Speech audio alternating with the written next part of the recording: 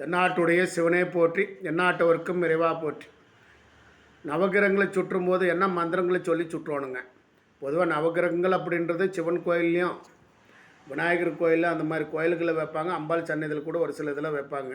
பெருமாள் கோயில் மட்டும் நவகிரகங்கள் இருக்காதுங்க. ஸோ அங்கே ஆஞ்சநேயர், கருடவாள் அந்த மாதிரி இருக்குங்க. ஸோ இங்கே வந்து பார்த்திங்கன்னா நவகிரகங்களை சுற்றும் போதும் அந்த கருவறையில் நம்ம பார்த்த கடவுளை மனசில் நினச்சி போட்டு சுற்றுவானுங்க. சூரியன், சந்திரன், செவ்வாய், புதன், குரு, சுக்கிரன், சனி, ராகு, கேது அப்படின்னு சொல்லி போட்டு இந்த சூரியன், சந்திரன், செவ்வாய், புதன், குரு, சுக்கிரன், சனி இந்த 7 கிரகங்களும் இடக்கை பக்கமாக வந்து சுற்றணுங்க. இது ஆன்டி கிளாக் வைஸாக சுற்றணுங்க. அந்த ராகு எதுக்கு வந்து பார்த்திங்கன்னா ஆன்டி கிளாக் வைஸாக அது வலப்புறத்தில் வந்து 2 சுற்றணுங்க.